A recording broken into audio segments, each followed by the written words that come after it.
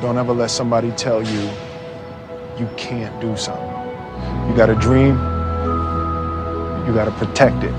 People can't do something themselves. They want to tell you you can't do it. You want something, go get it. Period. Hi, my name is Gaston Lulinski. This is Group C, and today we're going to be explaining what a comparative randomized experiment is. My name is Hiyao. Valentina. Gonzalo. DeAndre. Before jumping to an example, we need to know a few key terms. A comparative randomized experiment is an experiment that compares the effect of a treatment on subjects and also randomly assigns a subject to different groups. Three basic principles for designing an experiment include control for lurking variables, random assignment, and replication. A lurking variable is a variable that is not the response variable or explanatory variable, but affects the relationship between the two and can lead to misleading results. Random assignment is taking participants and assigning them into two different groups randomly.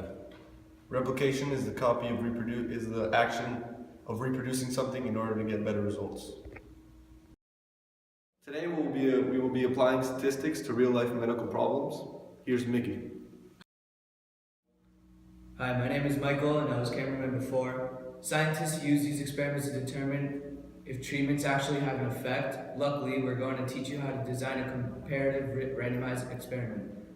Let's start with the example problem. We will be designing a block design.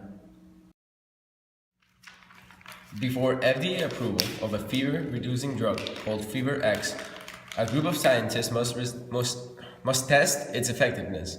With the objective known, the scientists must plan a comparative randomized experimental design to determine the effectiveness of Fever X. Explain how you would design this experiment.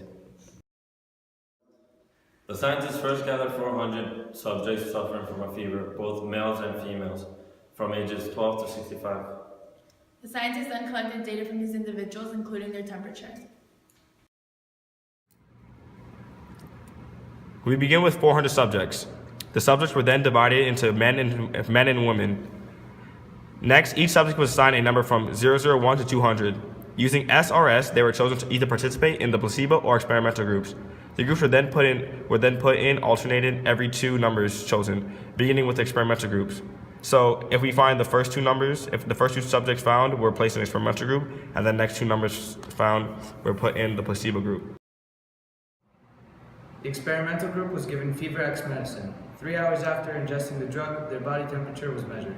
The change in temperature was then recorded 3 hours later. The placebo group, or control group, was also given the drug, which was actually just encapsulated sugar. After 3 hours, the body temperature was then measured and change in temperature was recorded. To recap, we started with 400 subjects, 200 men, 200 women, each randomly assigned. Group 1 of men was given Fever X medicine. Group 2 was given the placebo. The same thing happened with the 200 women. 100 subjects were given Fever X and 100 subjects were given a placebo. We then compared the results and drew conclusions.